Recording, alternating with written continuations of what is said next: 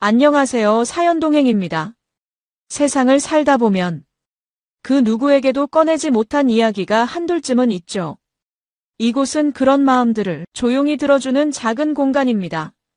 구독은 공짜지만 그 마음은 참 귀하고 고맙습니다. 구독해주신다면 큰 힘이 될 거예요. 자, 그럼 오늘의 사연 시작합니다. 안녕하세요. 유튜브 사연방 여러분. 오늘 제가 털어놓을 이야기는 정말 힘든 이야기입니다. 저는 올해 46살 한재우라고 합니다. 중소기업에서 임원으로 일하고 있고 아내와는 결혼한 지 벌써 17년이 되었습니다. 자식은 없지만 그래도 부부 둘이서 나름대로 행복하게 살아왔다고 생각했었죠. 제 성격은 원래 말보다는 행동이 앞서는 편입니다. 큰 소리치거나 화내는 것보다는 조용히 일 처리하는 스타일이에요. 회사에서도 그렇고 집에서도 마찬가지였습니다. 아내한테 사랑한다는 말을 자주 하지는 않았지만 대신 매일 아침 출근하기 전에 아내 몫의 커피를 내려놓고 나가는 게 제 방식이었습니다. 아내 소희는 43살이고 요가 강사로 일하고 있어요. 성격이 저와는 정반대로 밝고 활발한 편입니다. 사람들과 어울리는 것도 좋아하고 항상 웃음이 끊이지 않는 그런 사람이었죠. 제가 내성적인 편이라 사교적인 일들은 거의 아내가 담당했습니다. 이웃 사람들과의 관계든 각종 모임이든 소희가 다 알아서 했어요. 그런 아내가 참 고마웠습니다. 제가 부족한 부분을 채워주는 느낌이었거든요. 결혼 초기에는 성격 차이 때문에 작은 다툼도 있었지만 시간이 지나면서 서로를 이해하게 되었고 최근 몇 년간은 정말 평온한 일상을 보내고 있었어요. 매일 아침 일어나서 같이 아침을 먹고 저는 회사에 가고 소희는 요가원에 가고 저녁에 돌아와서 함께 저녁을 먹으며 하루 있었던 일들을 나누는 것이 우리의 일상이었습니다. 주말에는 둘이서 마트에 장을 보러 가거나 가끔 영화를 보러 가기도 했어요.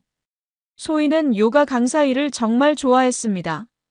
새로운 동작을 배우면 집에서 저한테 보여주기도 하고 수강생들 이야기를 재미있게 들려주곤 했어요.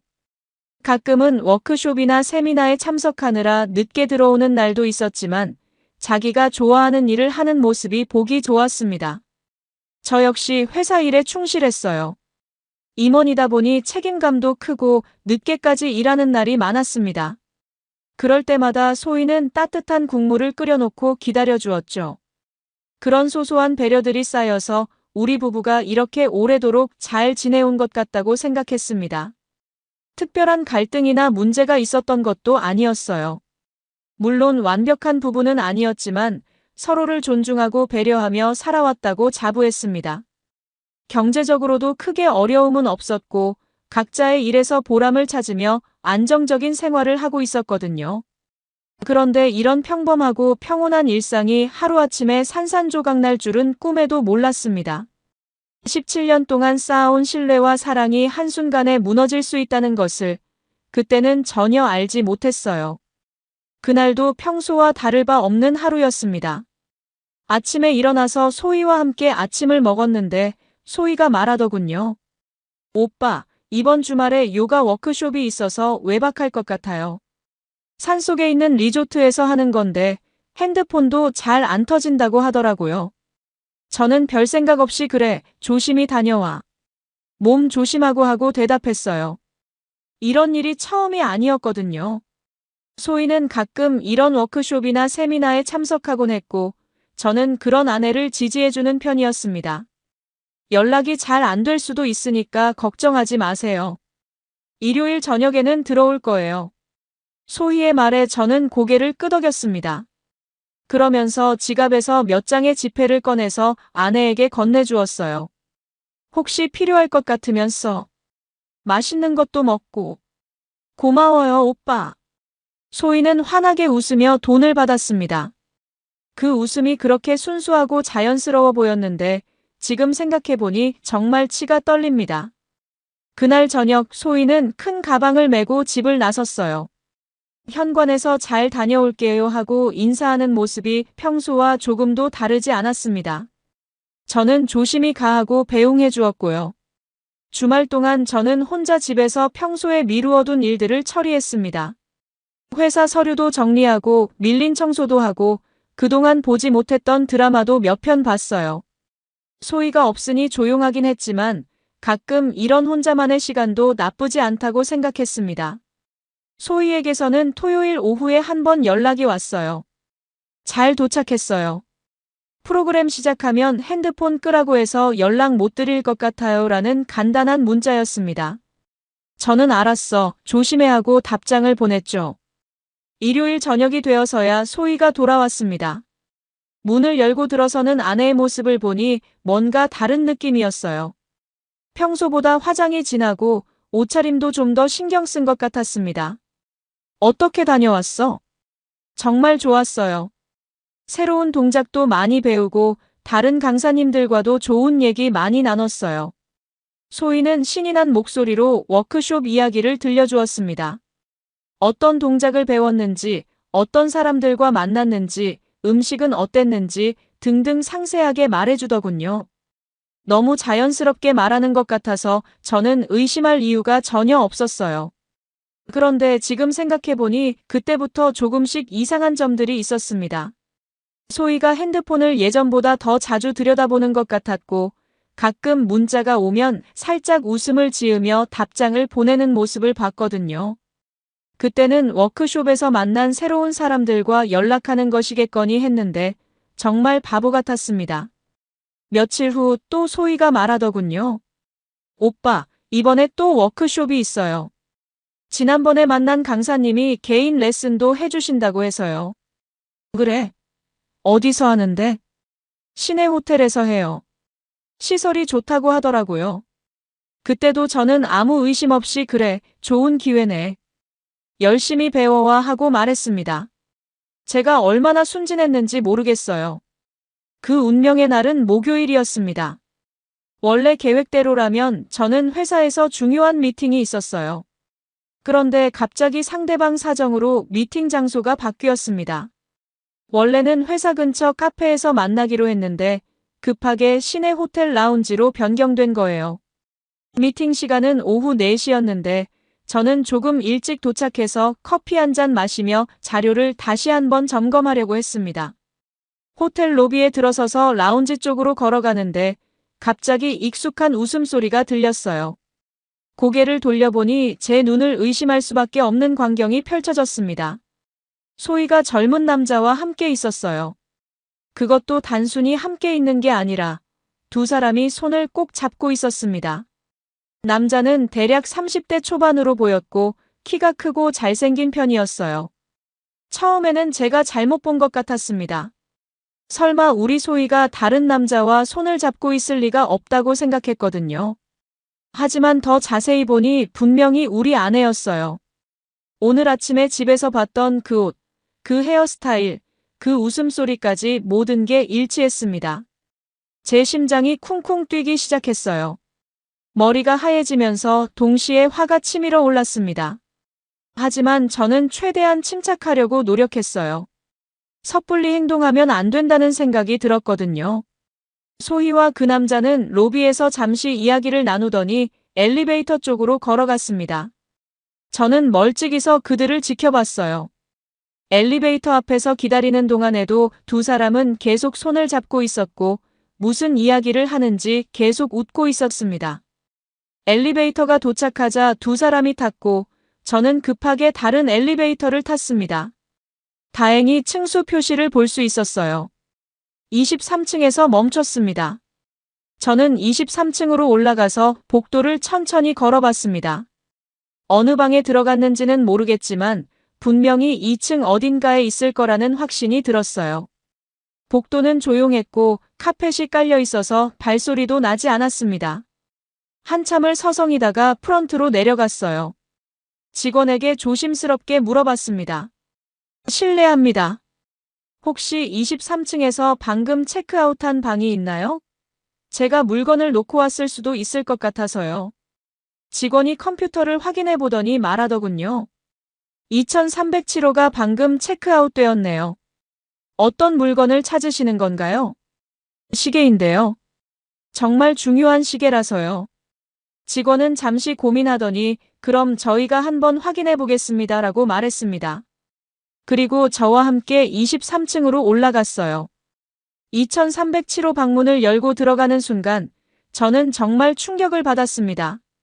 방은 아직 정리되지 않은 상태였어요.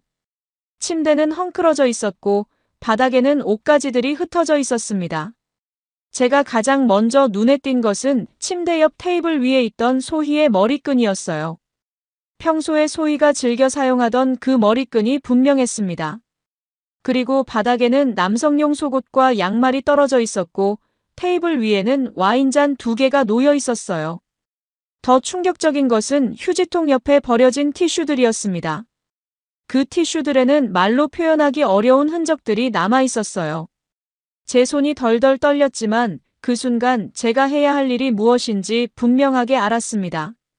직원이 방 안을 둘러보며 시계는 보이지 않네요 라고 말할 때 저는 침대 위 베개 사이에서 작은 쪽지 하나를 발견했습니다. 직원이 보지 않게 재빨리 주머니에 넣었어요. 네, 없는 것 같네요.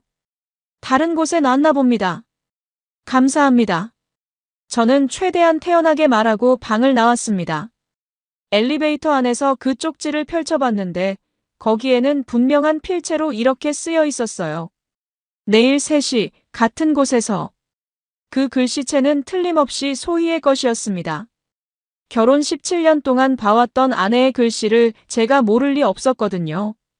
그 순간 제 머릿속이 완전히 하얘졌어요. 집에 돌아가서 소희를 다그쳐야 하나 아니면 일단 더 확실한 증거를 잡아야 하나 고민이 되었습니다. 하지만 제 성격상 확실하지 않은 상태에서 감정적으로 대응하는 것은 맞지 않다고 생각했어요. 집에 들어가니 소희가 평소처럼 저녁을 준비하고 있었습니다. 일찍 오셨네요? 미팅은 어떻게 됐어요? 아, 상대방 사정으로 취소됐어. 소희는 그러셨구나 하며 별 관심 없다는 듯이 대답했어요. 그 모습이 너무 자연스러워서 오히려 더 화가 났습니다. 어떻게 이렇게 태어날 수 있는지 이해가 안 됐거든요. 저녁을 먹으면서도 소희는 평소와 다를 바 없었어요. 오늘 요가원에서 있었던 일들을 재미있게 얘기해주고 내일 일정도 자연스럽게 말했습니다. 오빠, 내일 오후에 개인 레슨이 있어서 좀 늦을 것 같아요. 그 말을 들으니 정말 속이 뒤집어질 것 같았어요.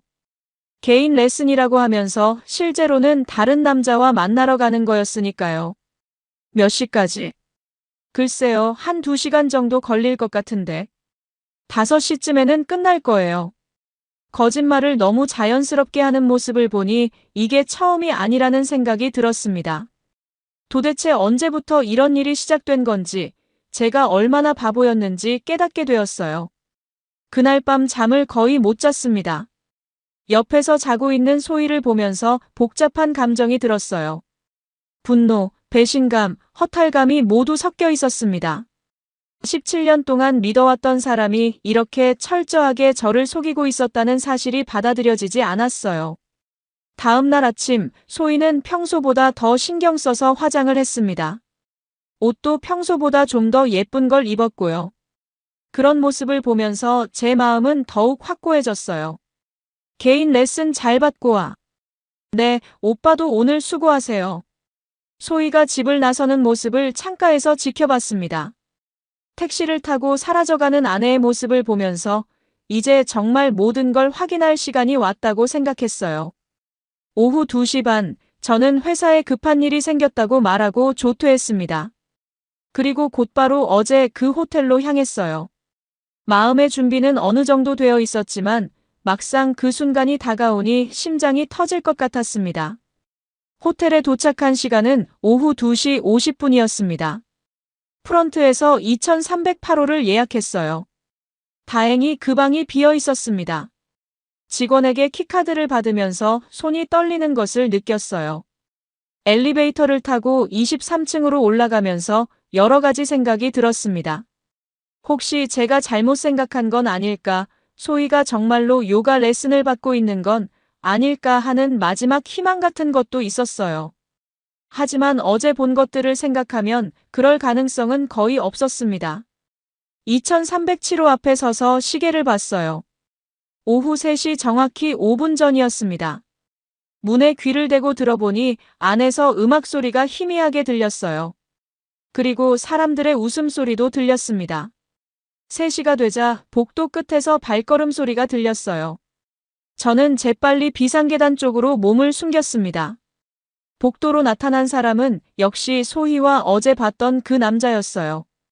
두 사람은 손을 잡고 걸어오더니 2307호 앞에서 멈췄습니다. 남자가 키카드로 문을 열고 소희가 먼저 들어갔어요.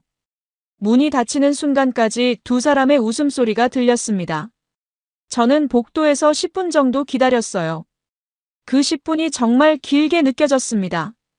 안에서 무슨 일이 일어나고 있는지 뻔히 알면서도 직접 확인하기 전까지는 마지막 희망을 버릴 수 없었거든요. 드디어 결심을 하고 2307호 문 앞에 섰습니다. 호텔의 키를 잃어버렸다고 잠시 받은 마스터 키카드를 천천히 문에 댔어요. 초록불이 들어오면서 똑 하는 소리가 났습니다. 그 소리가 제 귀에는 마치 총소리처럼 크게 들렸어요. 문손잡이를 조심스럽게 돌리고 천천히 문을 열었습니다. 방 안은 커튼이 쳐져 있어서 약간 어두웠지만 침대 위의 상황은 충분히 볼 수 있었어요. 그 순간 제가 본 것은 정말 충격적이었습니다. 침대 위에서 소희와 그 남자가 벌거벗은 채로 얽혀 있었어요. 두 사람은 제가 들어오는 것도 모르고 완전히 빠져 있었습니다. 저는 핸드폰을 꺼내서 카메라를 켰어요. 손이 떨렸지만 이 순간을 놓칠 수는 없었습니다. 셔터 소리가 나지 않게 무음으로 설정하고 연속으로 사진을 찍었어요. 몇 장 찍었을 때 소희가 고개를 들더니 저를 봤습니다. 그 순간 소희의 얼굴에 나타난 표정을 잊을 수가 없어요. 완전히 얼어붙은 표정이었습니다. 오, 오빠. 소희의 목소리는 거의 들리지 않을 정도로 작았어요. 그 남자도 소희의 반응을 보고 뒤를 돌아봤습니다. 저와 눈이 마주치자 완전히 당황한 표정을 지었어요. 뭐야, 이 새끼가. 남자가 이불을 몸에 두르며 일어나려고 했지만 저는 계속 사진을 찍었습니다. 이 모든 순간들이 증거가 될 테니까요. 그만해. 그만 찍어. 남자가 소리쳤지만 저는 멈추지 않았어요.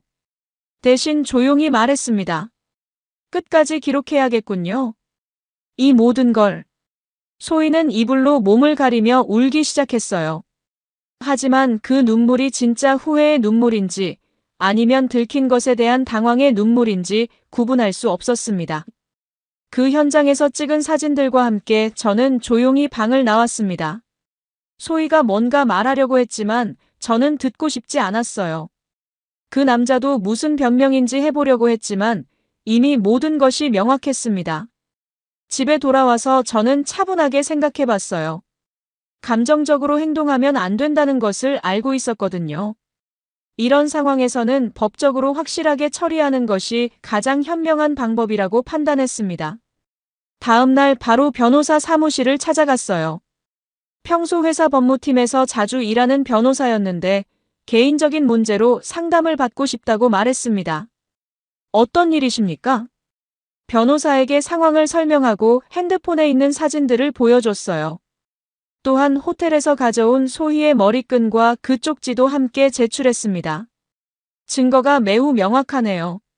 현장에서 직접 촬영한 사진이 있고 물증도 있으니 법적으로 문제없이 진행할 수 있을 것 같습니다. 변호사는 이혼 소송과 함께 상간남에 대한 손해배상 청구도 가능하다고 말했어요. 또한 정신적 피해에 대한 위자료도 충분히 받을 수 있다고 했습니다. 상대방이 누구인지 확인이 필요합니다. 신원을 파악해야 법적 조치를 취할 수 있거든요. 저는 그 남자의 얼굴 사진을 제공했고 변호사는 전문 조사기관을 통해 신원을 파악하겠다고 했습니다. 며칠 후 결과가 나왔어요. 그 남자는 장기훈이라는 이름의 32살 남성으로 소희가 다니는 요가원 근처에서 헬스장을 운영하고 있었습니다. 더 충격적인 사실은 장기훈이 이미 결혼한 상태라는 것이었어요. 아내와 어린아이가 있는 가정의 가장이었습니다. 그러면서 다른 사람의 아내와 불륜을 저지르고 있었던 거죠. 변호사는 모든 증거를 정리해서 법적 절차를 밟겠다고 했습니다. 소희에게는 이혼 소송을, 장기훈에게는 손해배상 청구를 동시에 진행하기로 했어요. 그동안 저는 소희와 한마디 말도 하지 않았습니다. 집에 들어와도 각자 방에서 지냈고 식사도 따로 했어요. 소희가 몇 번 이야기하려고 시도했지만 저는 변호사를 통해서 하자라고만 말했습니다. 일주일 후 소희와 장기훈에게 동시에 법적 통지서가 전달되었어요. 소희는 그 통지서를 받고 나서야 상황의 심각성을 깨달은 것 같았습니다. 오빠, 제발 한 번만 이야기할 기회를 주세요. 설명할 게 있어요. 하지만 저는 이미 마음을 정했어요. 17년 동안의 결혼 생활을 이렇게 철저하게 배신한 사람과는 더 이상 함께 살 수 없었습니다. 며칠 후 장기훈에게서 전화가 왔어요. 직접 만나서 이야기하고 싶다고 하더군요. 저는 변호사와 상의한 후에 만나기로 했습니다. 카페에서 만난 장기훈은 처음에는 뻔뻔스러운 태도를 보였어요. 어차피 둘 다 성인이고 합의하에 한 일인데 뭐가 문제입니까? 그 말을 듣는 순간 정말 화가 치밀어 올랐지만 저는 감정을 억누르고 차분하게 대답했습니다. 합의하에 했다고요? 당신이 다른 사람의 아내와 불륜을 저질렀다는 사실은 변하지 않습니다. 그리고 당신도 결혼한 사람 아닙니까?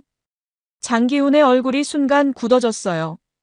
자신의 신상 정보까지 파악당했다는 것을 알았거든요. 당신 아내도 이 사실을 알고 있나요? 제 질문에 장기훈은 대답하지 못했습니다.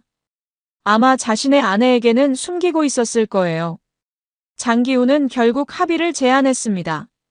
조용히 처리하는 대신 합의금을 지불하겠다고 하더군요. 하지만 저는 그 제안을 거절했어요. 이런 일은 반드시 법적으로 정확하게 처리되어야 한다고 생각했거든요. 합의는 없습니다. 법정에서 봅시다. 법정에 서기까지 몇 달의 시간이 걸렸어요. 그동안 소희는 계속 용서를 빌었지만 저는 변호사를 통해서만 대화했습니다. 직접 대화할 이유를 찾을 수 없었거든요. 재판이 시작되자 장기훈 측에서는 여러 가지 변명을 늘어놓았어요. 소희가 먼저 유혹했다거나 둘 사이에 진짜 사랑이 있었다거나 하는 말도 안 되는 주장들이었습니다. 하지만 제가 제출한 증거들 앞에서는 그 어떤 변명도 통하지 않았어요. 현장에서 직접 촬영한 사진들, 호텔 이용 내역, 소희가 직접 쓴 쪽지까지 모든 것이 명확한 증거였습니다. 특히 법정에서 그 사진들이 공개되었을 때 장기훈의 얼굴이 새하얗게 변하는 것을 봤어요. 자신들이 얼마나 추악한 행동을 했는지 그때서야 깨달은 것 같았습니다.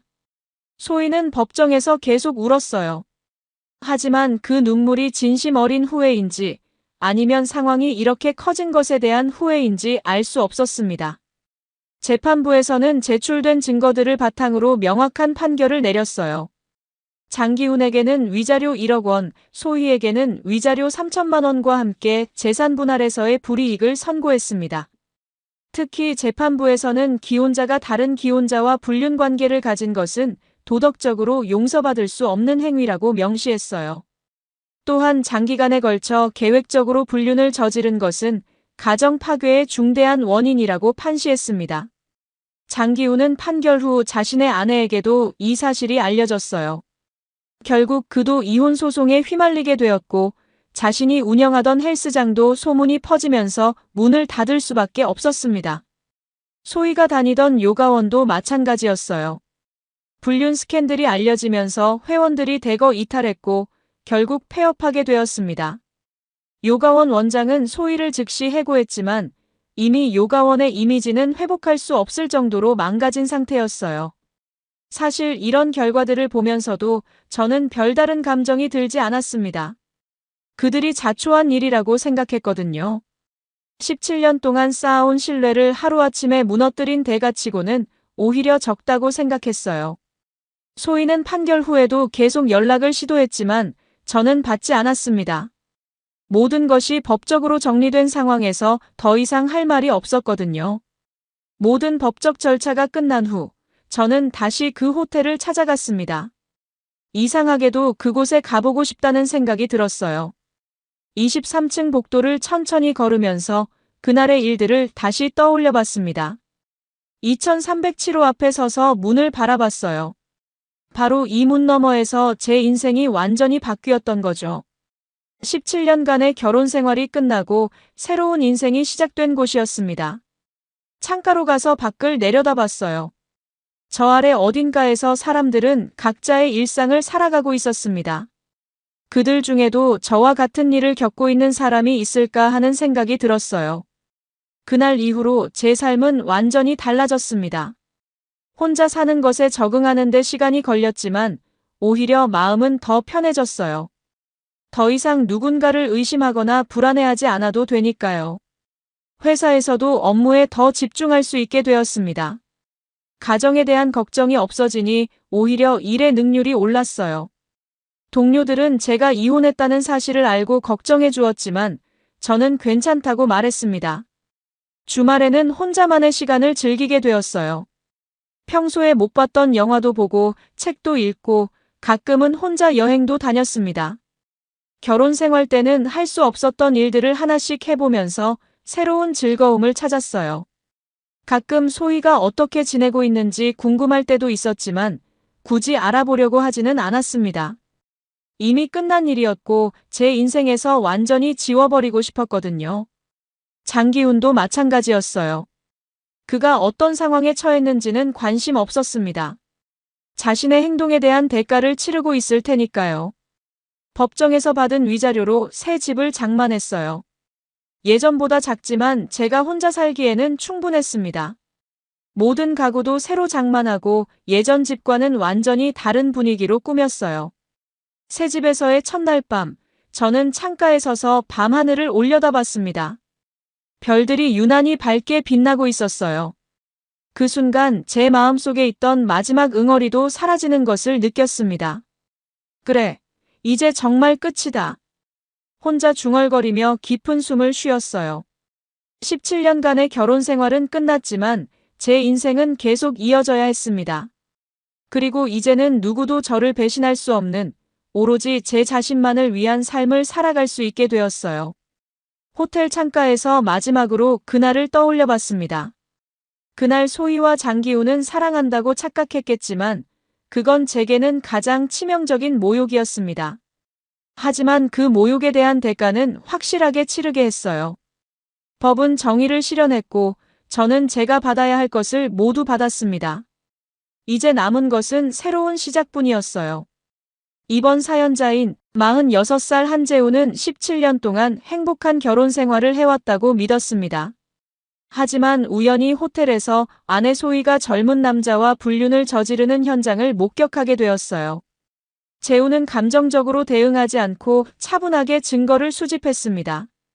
다음 날 그들의 만남 장소에 직접 가서 불륜 현장을 사진으로 찍었고 법정에서 확실한 증거로 제출했어요. 결국 상간남 장기훈은 위자료 1억 원, 아내 소희는 3천만 원의 위자료를 지불하게 되었습니다. 또한 두 사람 모두 사회적으로 큰 타격을 받아 각자의 일터를 잃게 되었고 가정도 파괴되었어요. 재우는 법적으로 완전한 승리를 거두었고 새로운 인생을 시작할 수 있게 되었습니다. 여러분이라면 이런 상황에서 어떻게 하셨을까요? 감정적으로 대응하셨을까요? 아니면 재우처럼 차분하게 법적 절차를 밟으셨을까요? 여러분, 오늘 사연 어떻게 들으셨나요? 지금 이 순간 무슨 생각이 드셨는지도 궁금합니다. 여러분의 소중한 생각을 댓글로 남겨주세요. 지금까지 사연동행이었습니다. 함께 해주신 모든 분들께 진심으로 마음 깊이 감사드립니다. 방송 끝나기 전에 혹시 아직 구독과 좋아요 안 누르셨다면 그 한 번의 클릭이 이 채널을 계속 이어가게 하는 큰 힘이 된답니다. 다음 사연에서 다시 인사드릴게요. 여러분 평안하세요.